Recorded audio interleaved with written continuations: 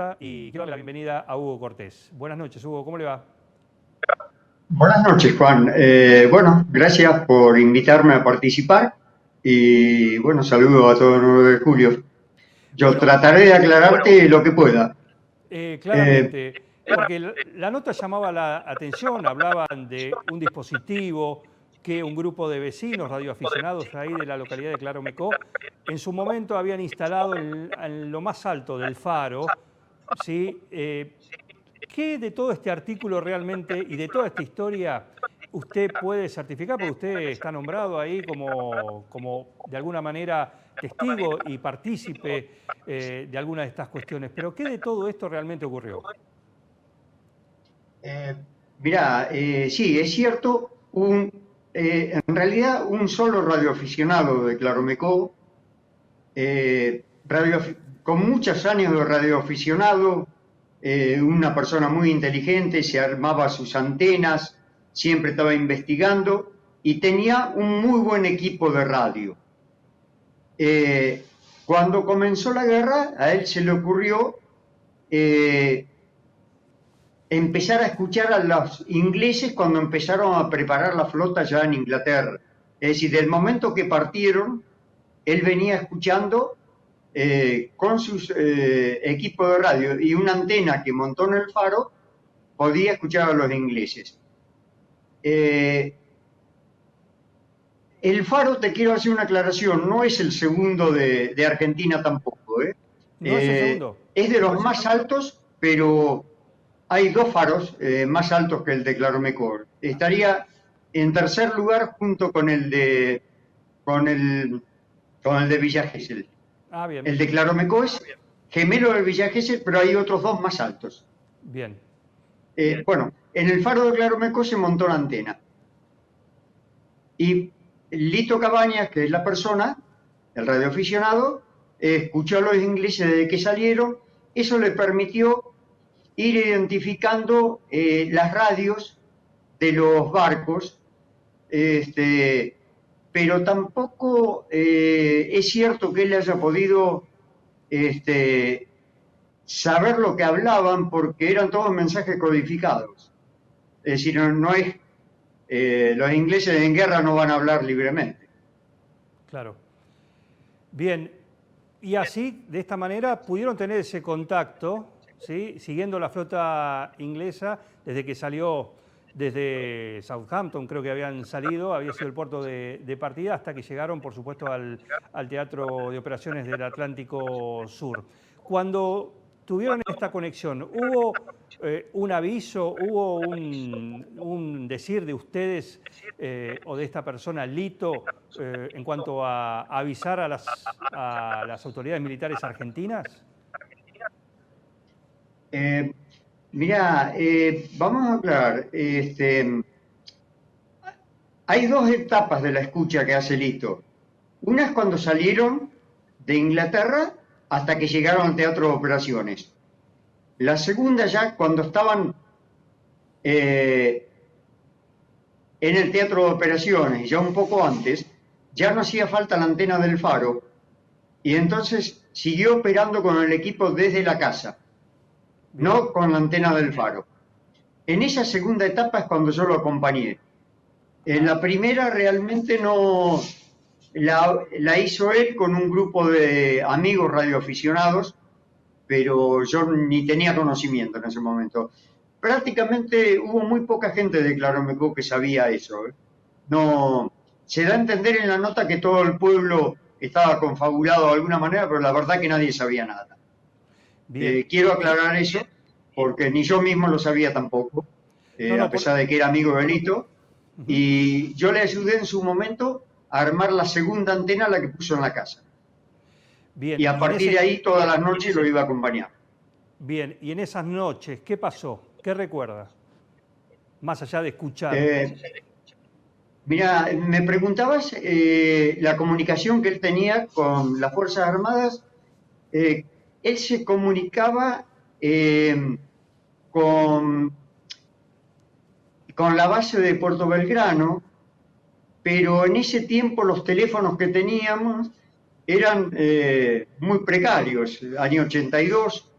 se hacían todas las llamadas a través de operadora y había una central telefónica con clavija de esa antigua, parece una película de 100 años, pero era lo que No, había está en el bien. 82 acá. Sí, claro. Y las llamadas, cuando él detectaba algo que creía conveniente informar, se demoraban mucho. Lo que recuerdo que una noche ya estaba enojado por ese tema, me dice, mañana voy a llamar que me pongan una línea directa a la base. Y yo lo cargaba, le digo, pero vos estás loco, acá, ¿cuándo te vas a poner una línea? Van a pasar 5 meses antes. Y al otro día a la mañana, cuando lo voy a visitar cerca del mediodía, porque estábamos toda la noche, entonces dormíamos a la mañana. Cuando lo voy a visitar, estaba una cuadrilla de Entel, que era en ese tiempo la empresa telefónica, instalándole el teléfono. En 24 horas le pusieron la línea telefónica directa. Mira. Ahí, a partir de ese momento, ya levantaba el teléfono y hablaba directamente con la base naval de Puerto Belgrano. Ahí, ahí en la nota también hace mención a que llegado un momento hacían como una interferencia de esas comunicaciones en cuanto a lo que iban escuchando. Había una voz femenina que hablaba, por supuesto, una británica, y es verdad que ahí usaron a alguien del pueblo, a una mujer del pueblo que también hacía una suerte de interferencia o daba mensajes, ¿sí? Erróneos, ¿no? Claramente, ¿no? Pero esto está en la nota. ¿Esto realmente ocurrió? Sí, pero de esa parte no te puedo informar demasiado porque ocurrió, viste que yo te dije que hubo dos etapas, cuando Sí, estaba la claro. antena en el faro y la antena en la casa. Yo intervine después del 1 de mayo, digamos, cuando ya estábamos instalados definitivamente en la casa. Y lo que vos decís, una chica de acá con muy buen dominio del inglés, que él la convocó para tratar de confundir a los ingleses, porque en la isla Ascensión había una locutora que retransmitía órdenes a la flota, y él entonces se le ocurrió buscar a alguien con buena pronunciación de inglés para pasar órdenes falsas o desfasadas en el tiempo que pudieran prestar a confusión. Pero realmente todo eso me enteré después. Yo no intervine en esa parte. Bien. Eh, Cuéntenos sobre un hecho que, bueno, finalmente se comprobó que fue así, pero en su momento se ocultó tanto por me refiero a los altos mandos británicos, que fue el ataque a uno de los dos portaaviones de la flota inglesa. Uno era el Hermes, el otro era el Invincible. Bueno, ese ataque fue negado en su momento por los ingleses, pero ustedes tuvieron constancia de esto. ¿Por qué? Bueno, como te decía, desde el momento que salió la flota, Lito venía escuchando todos los barcos y identificaba algunos barcos que eran más importantes que otros. Había algunos que no hablaban tanto y otros que continuamente emanaban órdenes, que sin duda era el Invencible, que era donde venía el almirante inglés. Así que no había duda cuál era el barco. Ujú. Y hubo una noche que recuerdo que ya había ocurrido cuando yo llegué, pero voy a la casa de Lito y me dice, mira, vos sabés que dejé de escuchar el Invencible. Ya no sale más porque aparte era una señal mucho más fuerte que las demás. No se escucha más. Y no sé si esa misma noche o más tarde, nos enteramos que había habido un ataque exitoso de la aviación argentina hacia el Invencible, donde se disparó el último misil que le quedaba a Argentina. Argentina entró a la guerra con 5 misiles SOSET eh, que se disparaban de los Super Étendard y habían sido usados 2 en el ataque al Sheffield, dos en el ataque al Coventry, que se hundieron los dos, y les quedaba un solo misil que lo usaron para atacar en una misión muy bien planeada, porque hicieron un rodeo muy grande con dos reaprovisionamientos en vuelo para entrar desde un ángulo que los ingleses no lo sospecharan. Se aproximaron al Sheffield y dispararon el último misil, Al al, Invencible. al Invencible, y dispararon el último misil que les quedaba. Y bueno, coincidió con la escucha de Lito, que dejó de escuchar al Invencible, así que para nosotros no cabe ninguna duda que fue alcanzado. Que fue así. ¿Algún otro detalle que pudieron tener en esos momentos ya de escucha, o a medida que avanzaba el conflicto eso fue mermando en cuanto a las escuchas? Mirá, ocurrieron muchas cosas y yo seguramente pasaron 40 años, me he olvidado. Siempre le dije a Lito, por favor, escribí, hacé un libro, anotá tus recuerdos, porque esto realmente tiene valor histórico, pero nunca lo pude convencer, nunca lo hizo. Ella falleció y estaban las libretas donde él anotaba, él continuamente estaba anotando, y eso también lamentablemente se perdió, no, la familia no lo encuentra, no, así que no te puedo dar muchas precisiones.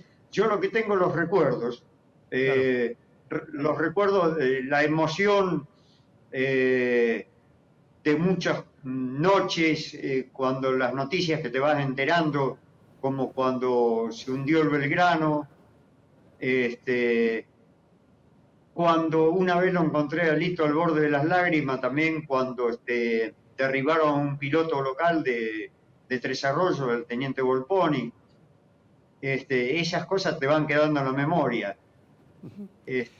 Y después, bueno, yo creo que lo que más positivo que se lograba era interferir las comunicaciones de los ingleses, como vos dijiste, porque él ponía una portadora muy fuerte y a su vez él combinaba a otros radioaficionados. Él estaba en contacto con un grupo grande de radioaficionados y se combinaba entre todos para crear interferencias en determinados momentos.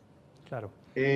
Una de las cosas que recuerdo que de acuerdo a la actividad de radio, anticipábamos muchas veces cuando iba a haber un ataque.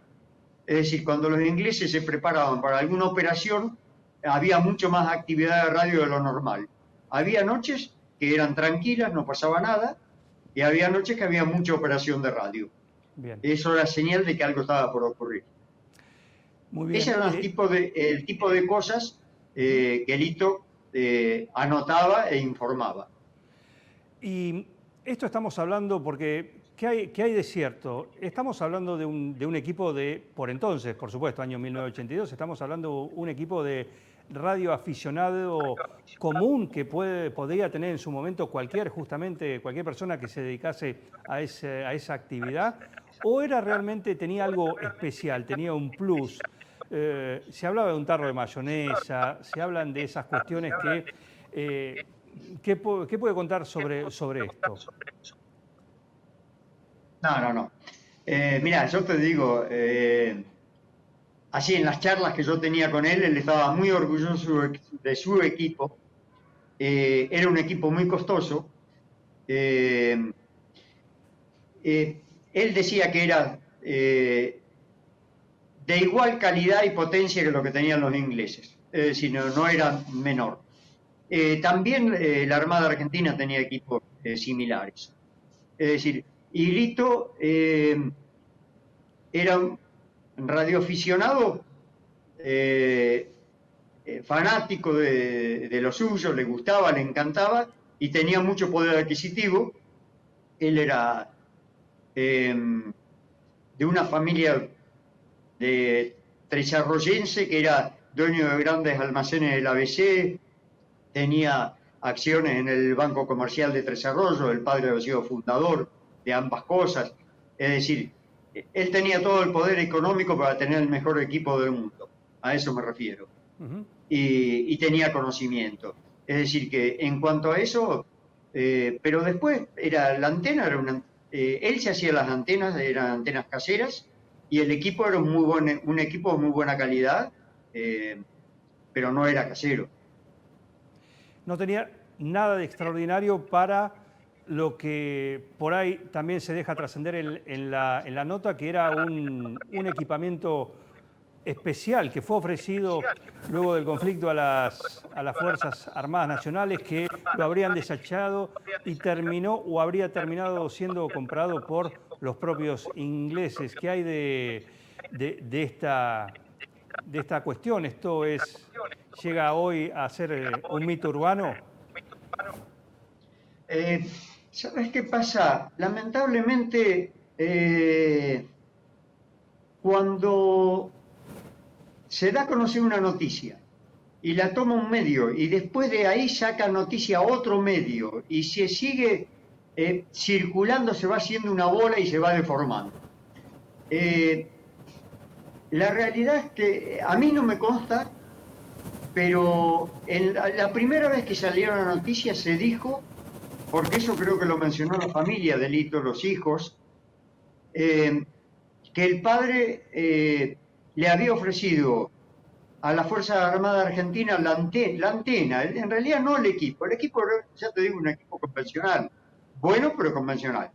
El secreto, según ellos, estaba en la antena, en el diseño de la antena, la que se montó en el faro. Y aparentemente eso es lo que le han ofrecido, pero a mí no me consta, yo te digo lo que he escuchado, pero es nada más que el diseño de la antena. El equipo no tenía nada de raro. Perfecto, Hugo. La verdad, un gusto volver a charlar con usted. Sí, alguna vez nos hemos cruzado ahí en Puerto Mosquito, donde habitualmente le digo a la gente que va para Claromecó, todavía sigue ahí en la actividad, ¿no? Alquilando kayak, canoas en el arroyo Claromecó. Cuando la playa se pone muy ventosa, hay que ir a Costa Mosquito, ahí en Claromecó, en el arroyo donde Hugo brinda ese servicio. Todavía, ¿no? Sí, sí, sí. Todavía. A pesar de los años, todavía estoy. Muy bien, muy bien. Ojalá pronto nos podamos ver nuevamente. Un gran abrazo. Sí, sí. Cuando vengas por acá, podemos hablar un poco más del tema. Por supuesto, por supuesto. He estado mucho ahí alquilando este canoa tema y kayak en su momento, pero ahora vamos a tener otras cosas para charlar también. Bueno,